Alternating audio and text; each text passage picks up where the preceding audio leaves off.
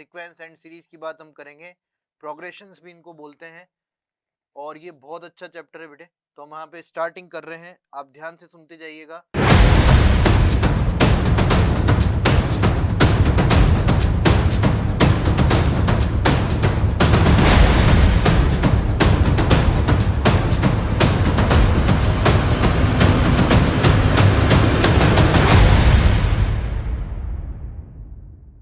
Black kid education defence की परीक्षाओं की तैयारी के लिए एक बेहतरीन प्लेटफॉर्म, जहां आपको मिलता है हमारे सर्वश्रेष्ठ विशेषज्ञों द्वारा एक सही मार्गदर्शन, जो आपको डिफेंस से संबंधित परीक्षा जैसे कि आर्मी, एयरफोर्स, नेवी, पुलिस और अन्य कॉम्पिटिटिव परीक्षाओं के लिए प्रशिक्षित करता है। देखो बेटे, आज हम लोग यहाँ पे बात करने वाले हैं, आपका चैप्टर है अनुक्रम तथा श्रेणियां, सीक्वेंस तथा सीरीज। सीक्वेंस एंड सीरीज की बात हम करेंगे, प्रोग्रेशंस भी इनको बोलते हैं। और ये बहुत अच्छा चैप्टर है बेटे, तो हम यहाँ पे स्टार्टिंग कर रहे हैं, आप ध्यान से सुनते जाइएगा। धीरे धीरे हम चैप्टर में आगे बढ़ते जाएंगे। सबसे पहली बात तो मैं आपको बता दूं कि हम जो बात करते हैं श्रेणियों की, उन श्रेणियों में इंपॉर्टेंट श्रेणियां जो है अपनी, वो आपकी होती है, एक तो समांतर श्रेणी एपी, गुणोत्तर श्रेणी जीपी, और हरात्मक श्रेणी एचपी। ये तो आपकी तीन मेजर श्रेणियां होती ही होती है। अनुक्रम क्या होता है वो मैं बता रहा हूँ आपको अभी बेटे। हमें जो बात करनी है मेनली, अनुक्रम एक बहुत बेसिक बात होती है, ज्यादा बड़ी बात नहीं है। श्रेणियां जो है वो अपने लिए इंपॉर्टेंट है, जिसमें एपी और जीपी आपके लिए बहुत महत्वपूर्ण चीज है। तो आप देखते जाना बेटे। हम पहले बात कर लेते हैं, मैं आपको पहले बता देता हूँ अनुक्रम क्या होता है।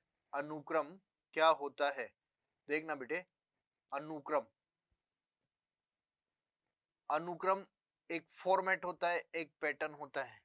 अनुक्रम क्या होता है, एक फॉर्मेट होता है, एक पैटर्न होता है। जैसे आप देखोगे, मैं ऐसे लिख दूं अगर बेटा, 1 का वर्ग प्लस 1 का वर्ग, 2 का वर्ग प्लस 2 का प्लस 2, 3 का वर्ग प्लस 3।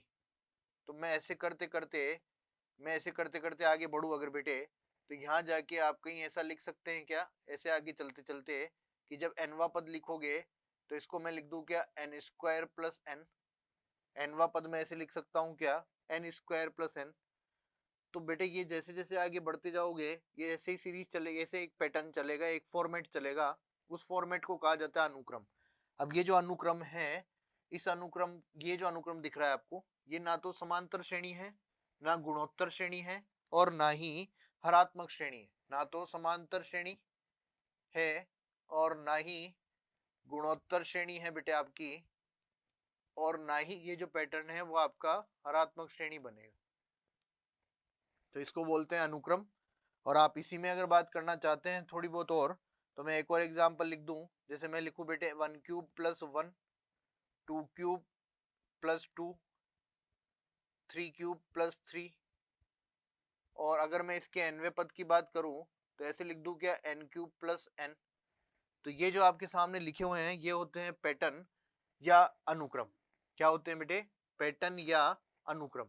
तो इसमें जो है बेटा, आपकी इनमें से सीरीज नहीं बनती कोई सी भी। ये आपको एक अलग सिद्धांत से या ऐसे सवाल आपको दिखते हैं, तो कुछ सीरीज से नहीं, आपको कुछ एक पर्टिकुलर में बताऊंगा। आपने 11th क्लास में कक्षा 11 में अगर आपको ध्यान है, तो एक चैप्टर पढ़ा है गणितीय आगमन का सिद्धांत, चैप्टर नंबर 4, गणितीय आगमन का सिद्धांत। उसके अनुसार हम इसको करते हैं, तो मैं बताऊंगा आपको बेटे। अभी आगे बढ़ते हैं अपन। फिलहाल हम स्टार्ट करेंगे बेटे सबसे बेसिक और सबसे इम्पोर्टेंट, और वो श्रेणी आपकी कौन सी है, समांतर श्रेणी। सबसे बेसिक और सबसे इम्पोर्टेंट है, और सीधी भी है, दोनों ही बातें हैं। लेकिन अगर ये नहीं आती है तो आप ये मान लो कि श्रेणी में आप कमजोर ही रह जाओगे बेटे। क्योंकि क्या होता है, हर चीज की बेसिक चीज सबसे ज्यादा इम्पोर्टेंट होती है। बेस जो होता है वो सबसे ज्यादा इम्पोर्टेंट है, चाहे कोई सी भी चीज है, हर चीज का आधार बहुत ज्यादा इम्पोर्टेंट है।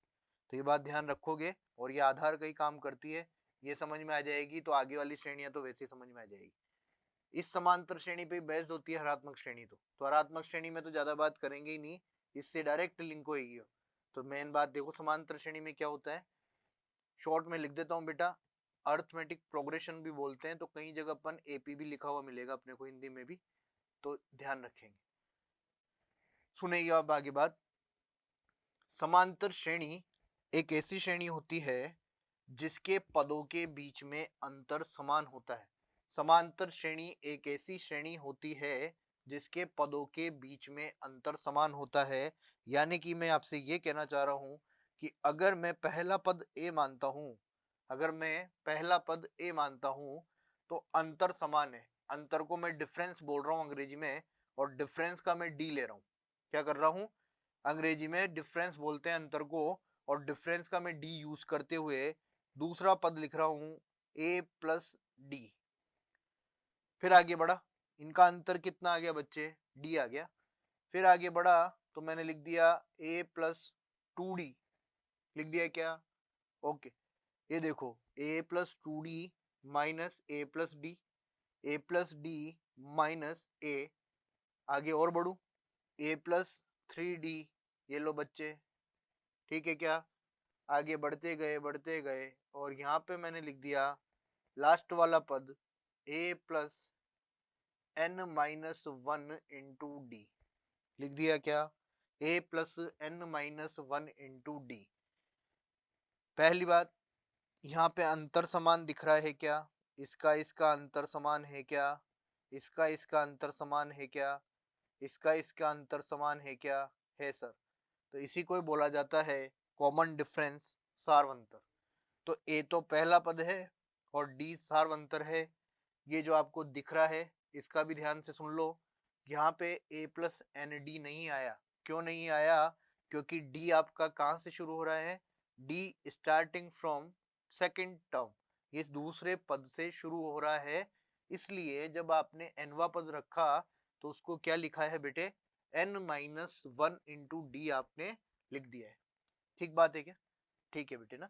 तो हम देखो इसी में आगे बात करें, मैं यहाँ पे लिख देता हूँ इसके जस्ट नीचे ही। क्या लिख दूं? कि समांतर श्रेणी का एनवा पद, क्या लिख देता हूं बेटे? समांतर श्रेणी का एनवा पद, समांतर श्रेणी का एनवा पद, ये लो बेटे, समांतर श्रेणी का एनवा पद। समांतर श्रेणी का एनवा पद दिख रहा है क्या आपको? यही है क्या? तो पहला फॉर्मूला और पहली बात अपन कर रहे हैं वो है आपकी टी एन बराबर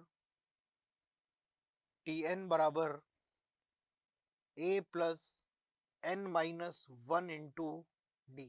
टी एन बराबर A plus N minus one into D. अब यहाँ पे मेरी बात सुनेंगे बेटे ध्यान से आप।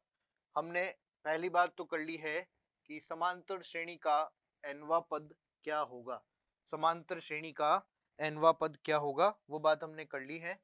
अब मैं यही आपको एक बात बताऊंगा, देखना कि यहाँ से किस तरह के क्वेश्चन पूछे जाते हैं। देखना पहले यही सुन लेना, ताकि जब अपन सवाल करेंगे तो आपको बिल्कुल फॉर्मेट एक बार में ही पकड़ने में आ जाए। यहाँ पे देखो बेटा, तीन चीजें आपको दिखाई दे रही है। कौन कौन सी? A N D. कौन कौन सी? A N D. तो क्या करते हैं सवाल वाले, मतलब क्वेश्चन में क्या किया जाता है? क्वेश्चन में आपसे जो पूछा जाता है वो ये होता है कि टी एन दे दिया, यानी कि आपको एन मिल गया है। जैसे मैं कह दूं आपसे कि पांचवा पद इतना है तो एन का मान 5 हो गया। चौथा पद इतना है तो एन का मान 4 हो गया। यानी कि ए एन और डी तीन जो प्राचल हैं, इन तीन प्राचलों में पैरामीटर्स में से, वेरिएबल्स में से आपको दो का मान देकर तीसरे का मान पूछा जाएगा। समझ रहे हैं? तीन में से दो का मान देकर तीसरे का मान आपसे पूछा जाएगा। तो मैं आपसे कहूं क्या आप ऐसा कर सकते हैं? क्या कर सकते हैं बेटे? बहुत इजी बात बोल रहा हूँ मैं, बड़ी बात नहीं बोल रहा। मैं आपसे कह दूं पांचवा पद इतना है, पहला पद इतना है, डी ज्ञात करो, कर सकते हो। मैं आपसे कह दूं पांचवा पद इतना है, डी इतना है, ए ज्ञात करो, कर सकते हो। मैं आपसे कह दूं ए इतना है, डी इतना है, तीसरा पद ज्ञात करो, कर सकते हो। तो बहुत बेसिक सवाल है, बहुत नॉर्मल बात होती है। अभी हम आगे बढ़ते हैं, थोड़ा सा देखते जाइएगा आप। सेकंड बात मैं यहाँ पे करूंगा, सेकंड बात मैं आपसे यहाँ पे करूंगा वो है समांतर श्रेणी के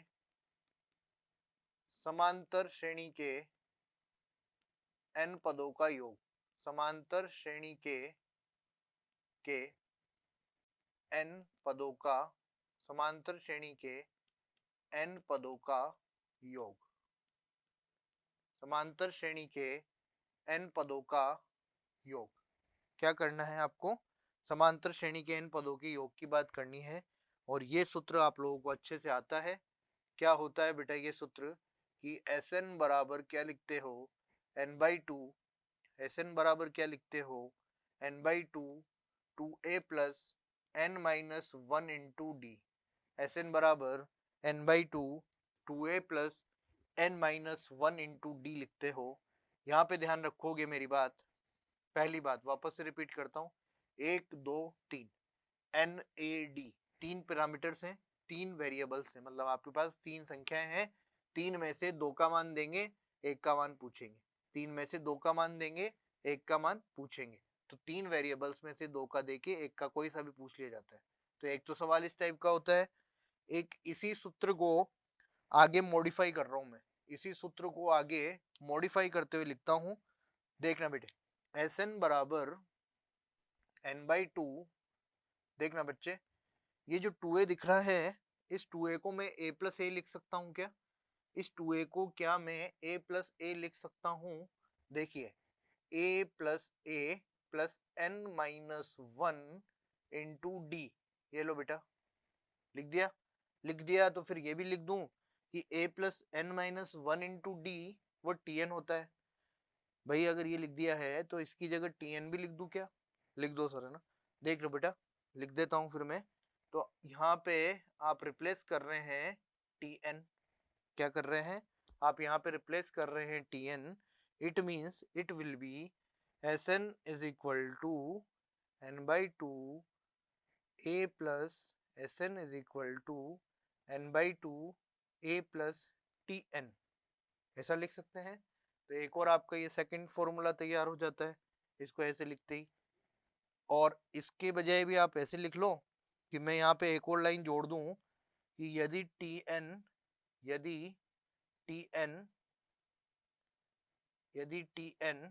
क्या लिख दूं बेटे? tn अंतिम पद है।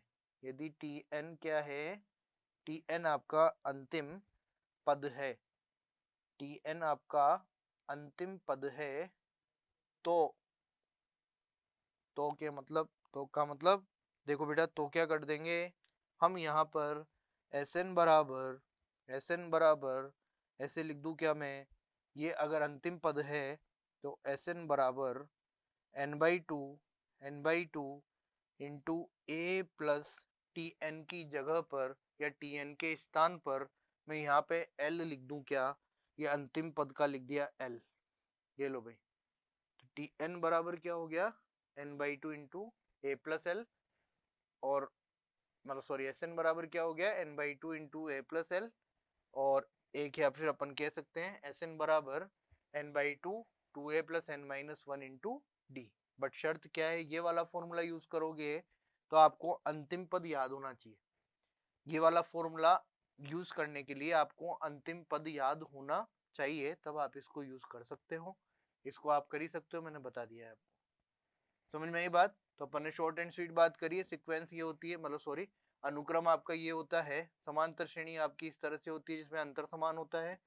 tn nवा पद लिख दिया a plus n-1 into D. n पदों के योगफल की बात कर ली, वही दोनों सूत्र मैंने बता दिए हैं आपको। तो यहाँ तक की बात समझ गए हैं क्या बेटे? समझ गए? ठीक है बेटा, है ना। आगे बढ़ते हैं, अपन आगे करते हैं।